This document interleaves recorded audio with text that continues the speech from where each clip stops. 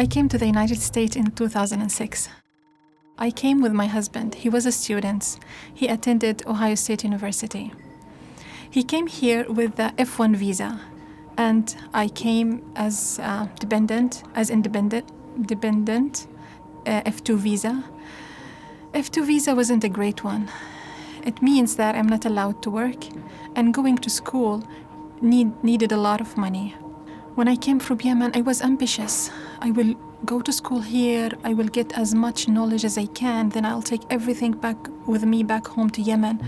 I will try to do something in Yemen. There is a lot of problems in Yemen, a lot of chaos back there in those days before the war. I know now it's even more. When I came, I felt I'm going to be the ambassador of my people. But unfortunately, things didn't go the way I planned for when I came here. First, I was pregnant, and my pregnancy was a difficult one. Second, I'm not allowed to work. To go to school needed a lot of money, and we are just students. My hard pregnancy ended up in the 7th month with severe preeclampsia. I had to stay for the hospital before giving birth 3 days. They were trying to control over my blood pressure, but it didn't work. So I had to have a C-section. My little daughter came out and she was 3 pounds and a couple of ounces. It was hard days. I stayed in the hospital for 10 days, and my child stayed in the NICU for 1 month. After the 1 month, we took her home, but it was very difficult days. I didn't have my mother. Nobody was with me to help me what to do with her. I remember when she was on the bed and moving or needed anything, I stuck to the wall. I didn't know what to do. I mean, she was very, very small, and it was the first experience. My youngest brother, when I get married, he was in high school, so I did not have experience with babies, and now this is a preemie. Even with this experience, I did not forget that I want to go to school. I did not forget that I want to study. Going to school was a dream. Joining the education here in the United States was a dream. I was looking for it all the times. After what happened with me with my first pregnancy and all the hardship I went through, I decided I may not have another child. I can't imagine myself going through the same hardship. But after a year and a half, one day I found out that I might be pregnant again. So I got scared. I got very, very, very scared. I didn't know what to do. I just like going from a place to another, looking for help. I don't want this child. I cannot go through the same suffering. One of my friends, she's studying pharmacy in Ohio State University. She told me, Fatin, don't worry. Are you sure it is the beginning of it? Because for us as Muslims, we can do the abortion if there is no soul, like at the very, very beginning of it. So she asked me, are you sure it's just the beginning of it? I said, yes, it is the beginning. So she told me, don't worry, then we can go to the hospital, you can take a pill, and that's it. It will just go away. That day, I just prayed the Isha prayer. It was the fifth prayer, the fifth prayer in the day.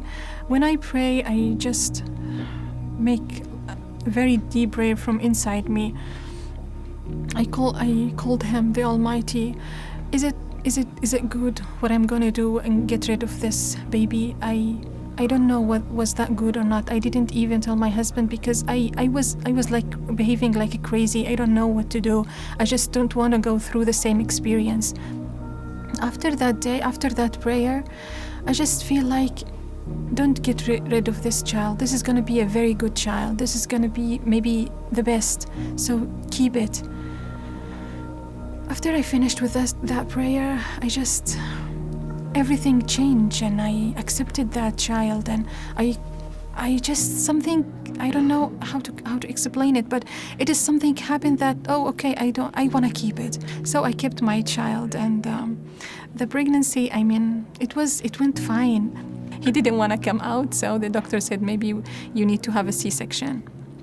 So I had a C-section, and I have him. And we planned after we having him, we're gonna travel to Yemen.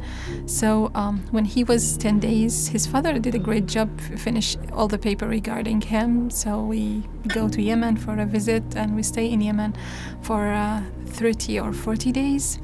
But it was amazing. Like my mother and my mother-in-law, both, they take care of me, and it was nice having a baby. Having a very baby and the family is around is so nice. Like they help me with him, they help me with food, they take care of me.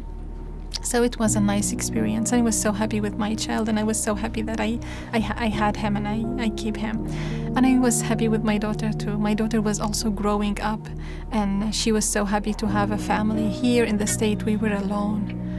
I remember sometimes when we go with my daughter, we go to the mosque, and then she crying. She don't want to go home because in the house it's only me and her dad. There's no one to play with, no one to talk with, and sometimes I'm busy, and sometimes I myself I feel miserable. When I was in Yemen, I was a teacher, and I was participating in a lot of activities in the community. When I came to the States, I know nothing, I know nobody, and life is very different. I couldn't do a lot, and I feel very lonely. I feel alone. I suffer a lot from the change that I have here in the States. Everything is quiet, I'm alone, nothing really to do, and all my dreams, all my goals, they all just come to, they all just, I couldn't do anything regarding them. I couldn't go to school, I couldn't study, and my ability to life wasn't there. So the first 2 years in the state were so hard years. When I imagine those years, I feel sorry for myself. When I came to the States after that visit, I felt like the life came back to me. I felt like, my family's there. They are there. They're waiting for me. My country, my people, they're waiting for me. I have to do something. Still, with the F2 visa and have no money to go to school, this obstacle was still there, and there was nothing to do for that. But at least I start to have some activities in the community, like in the masjid. I start to form some groups and make activities, like we had the family days, we had food, garage sales, food days, and the teenager of the community, we get together. I make them train for some sketches, some dramas. I make them memorize some songs. So we have days to get the community together. It was fantastic. That year, like when my son was just a baby, that year went better. When my son started to walk and he was 1 year, he started to get crazy, moving, running, and when he reached 2, we started to notice that there is something wrong with our child. He's not normal. He's not like his sister or like the other kids. There's something wrong with him. So we take him to the doctor, and they refer us to another doctor. And after 1 year of searching for a diagnosis, our son diagnosed with ADHD. At the beginning, they told her he might be in the autism spectrum. Nobody wants his child to be sick or has any kind of disability. They re-diagnosed him within the same year, and they said, "Oh no, he is in the ADHD. He's ADHD, not on the autism." We felt happy, but then that was not I didn't know what is ADHD, but I think maybe it is something, but it is. It seems that it's better than the autism spectrum. So my son, he goes to a special need program because he's not verbal, he doesn't speak yet. But with this ADHD diagnosis, they think it is, their teacher think that because he wasn't, he didn't listen, he didn't do what they asked him to do. He's not there. there is something wrong with it. I read about what is the ADHD, and I see how the teachers are behaving with him. They put him in a naughty chair, like for several times when he go to school. He hates going to school. He doesn't want to go to school. I was hard with the teacher. I told them, after reading what is the ADHD, that the child is stubborn, the child is active, I told them, my son is not an ADHD. There is something wrong with my son. But he's not naughty. You cannot put him on the naughty chair for being naughty. He's not naughty, and I know my child. He's so sweet. He used to listen. I mean, not listen in a way like other kids, but I mean, he's not doing what he's doing because he is, because he's naughty. He doesn't want to listen. He doesn't want to do what we ask him to do. There is something different. There's something I cannot understand. What is it? So I went hard sometimes with the teacher, and I felt that the teacher, and they think that I'm just like spoiling him. And that is not only the thing happen with the teachers, it's same thing within the community. When I used to do the activities or take him to the park, he was behaving like crazy, like, I don't know how to say that, but he run here and there. He doesn't listen. He's not like behaving normally like other kids. And then the people start looking at me thinking that I am not a good mother, and thinking of him like a spoiled and behaved child. That hurt me a lot, but I didn't know what to do. I did not know what to tell people.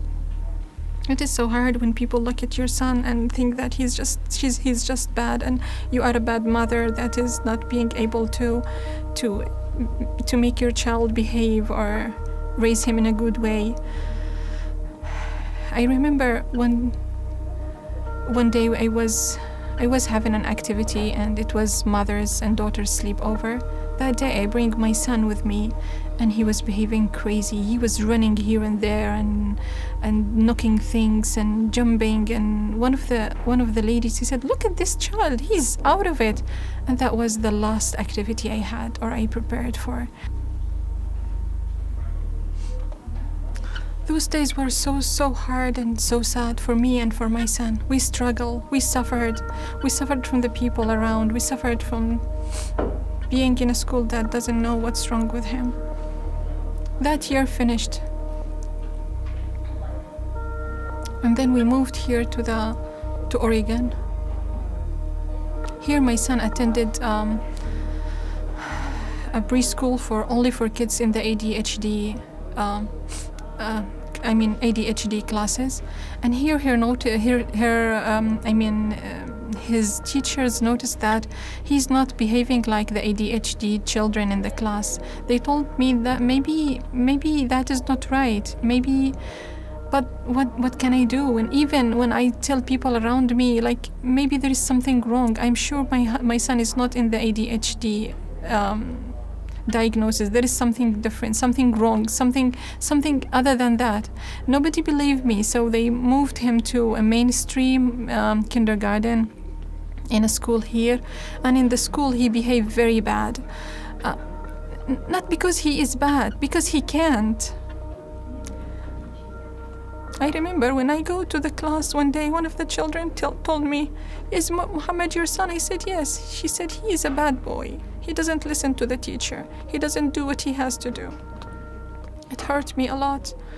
And my son is also again suffer because now the school is every day. He doesn't want to go to school in the morning.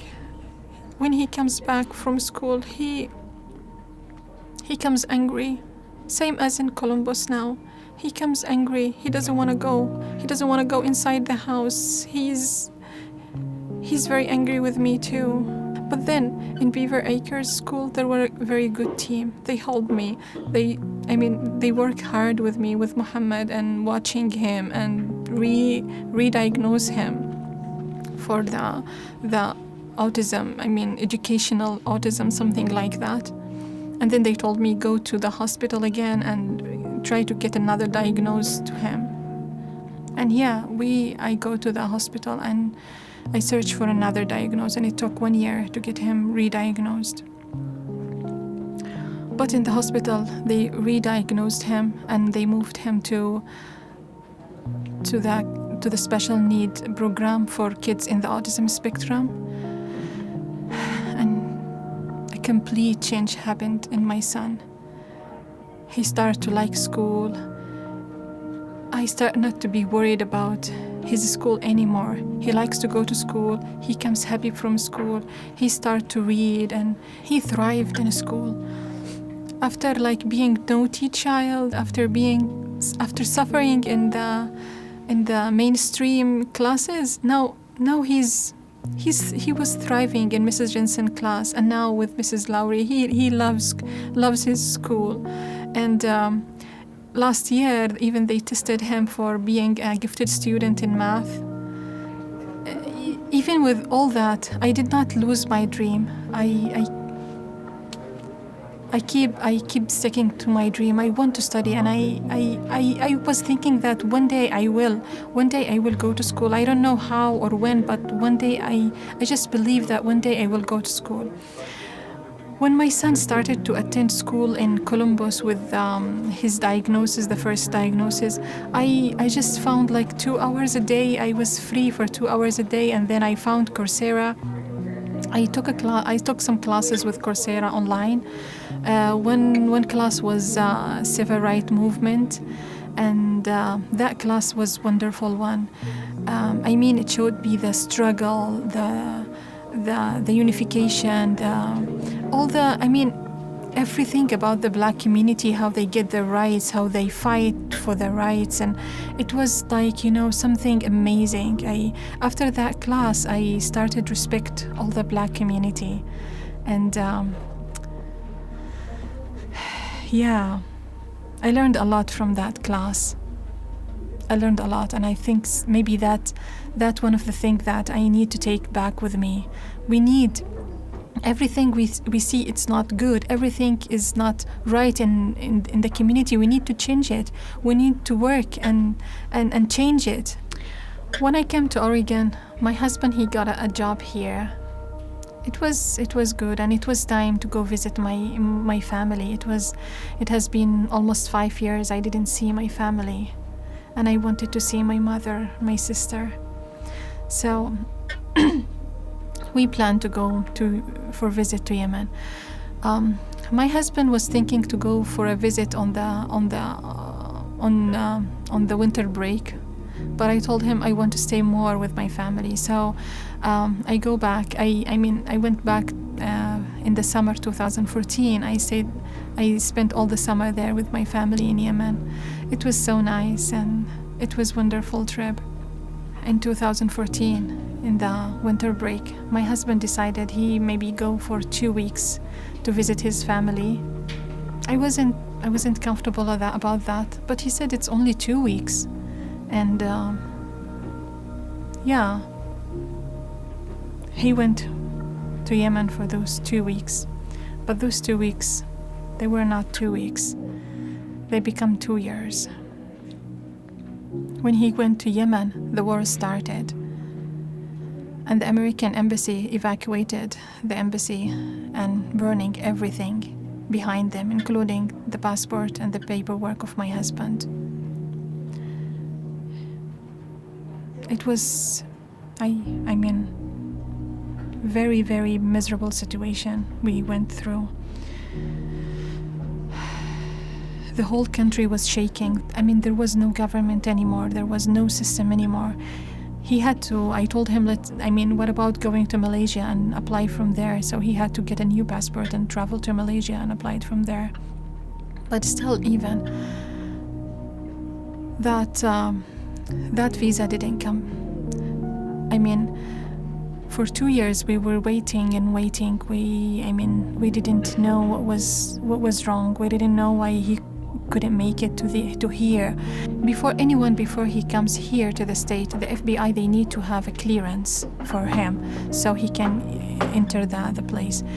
The FBI here, they were nice. They came, they meet with me, and they try to meet with my husband, and they make a wonderful report. They said like, they are speaking highly about my husband and his work, and you're very good. There's no problem with you. Your husband is gonna come soon, but nothing happened. Finally, it was Michelle Obama. I wrote her a letter, and Brother Wajdi, he contacted some people there, and she was amazing. It's only the final 2 weeks for her in the White House. She succeeded in bringing in my husband to here. So my husband was here in January 2017. He left in December 2014 and came back in January 2017. Almost 2 years. Finally, our life will go back to normal. And that year, before my husband came, in 2015, I was like feeling so bad. First, my husband was not there, and the war back home, and my country is just going through war, stupid war. There is no really reason for that war, but there was nothing in my hand.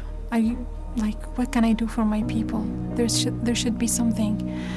In that year, 2015, the end of 2015, I just decided that I had a good English. I may start teaching. So I talked to my family back home. I talked to some friends here. Okay, I can teach you English if you want. So I founded a WhatsApp group, and like 45 students were there. I go to the library and make videos. I upload those videos to the group, and everybody can watch those videos whenever she has time. And within a year and a half, the number rise from 45 to 500, and I think now we are 700. And this group, the WhatsApp group teaching English in the WhatsApp, lead me to Pamoja Institute there, because I want somebody who, some of the girls, the women, they told me we want to learn the alphabets, and I was thinking, okay, maybe I need somebody who's native speaker to read the alphabet and teach the alphabet for me. So I came to the Pamoja Institute. It's here near the PCC Sylvania. I came here, and there was the teacher Cynthia. She told me, oh yeah, she can help. So she make the videos for the alphabets for me, and I upload them for the girls, and I was so thankful to her. So then I told her, okay, I can help you with your class if you think that is a good. So I just wanted to say thank you to her. So I started helping her every Wednesday. So every Wednesday I go to her early. So she started reading some of the alphabets and with some explanation to the girls, and then I help her with her class. And every day I came out from Pamoja, I see the PCC Sylvania. I remember my dream of going back to school. But I had nothing. I don't have money. And I'm not allowed to work. My visa doesn't allow me. I was an H4. H4 can't work. But one day I opened the page, the PCC page, and then I saw something scholarship. I said I may try. I may succeed in having a scholarship and join the school. I did the application. And I waited. While I was waiting, I got sick. I got very sick, very, very sick. When I go to the doctor, she told me, maybe you have to have an operation. There is some fibroid. You need to remove them. And I was very sick. When the day of operation, the day of surgery, I went there. In the middle of the surgery, the doctor found out it's not a fibroid. It's something different, something she doesn't know what it is. So, for my luck, there was an oncologist in the next room. They call him, and when he came to see what was it, he found out it was cancer. And he said, you have to remove the uterus and everything, the ovaries and everything related. The cancer was moving to my bladder. They shaved the bladder.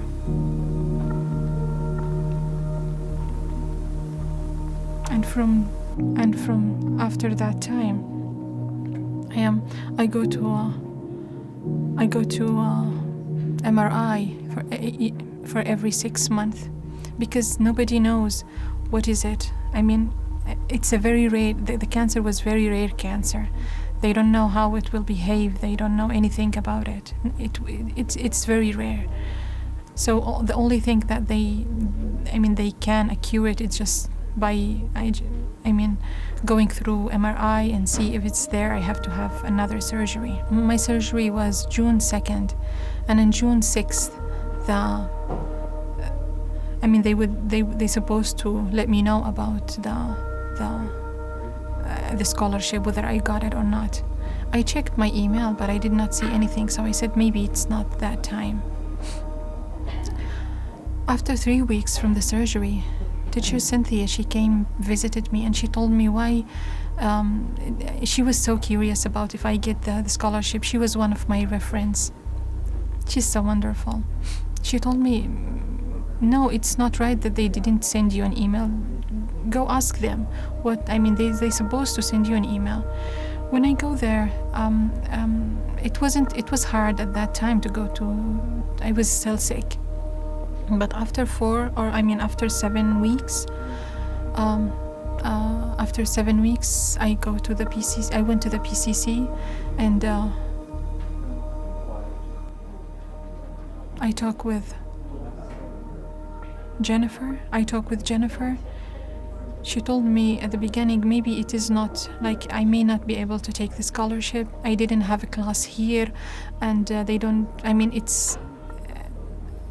don't know if I will do good or not. Especially, I'm here since 2006, and I did not study in the state. There is nothing to show that I will do good or not.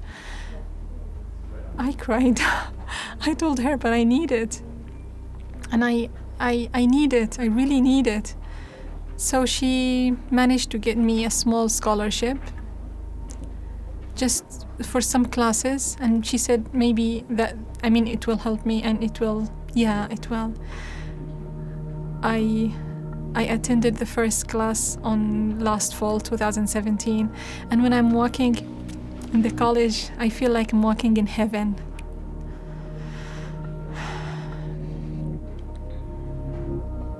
Yeah, and until now, yeah, and I feel like I'm in heaven when I walk and see the students. And before the class, I went to the supermarket. I got me backpack and pens and pencils and notebooks. It was amazing. It was amazing feeling, and I got A in my first class, and I think I'll get A also in the second one. And I feel very good, and even I feel like my awareness, my knowledge expanded. I don't know if this is the right expression or not, but I feel new ideas come to me. My way of thinking is becoming better here. But here, even in the college, I feel like I will be able to help my community even more. The first semester, I had like a small project. It is making conversation between American students and Yemeni students. It's native English students with Yemeni students. We started in the tutoring center. Kellen was wonderful. She helped me a lot with that. After the success of the project in the tutoring center, we moved to the PCC. Me and Kyla were there. I founded a club, and me and Kyla we are in the club. It is nice to have a club now. The idea is, I met with a teacher from PSU. She's teaching Arabic to English students. I told her, what about like you make your students with the girls in my groups? We have Google Hangout group, so they can have conversation, half in Arabic, half in English. So both sides get the benefit of that, of those conversations. And it's good that like when communities get to know each other, that spread peace, spread love, spread knowledge. And I think I'm doing pretty well in my class here, and my kids are doing wonderful. My son is like, he's a little scientist, and my daughter too.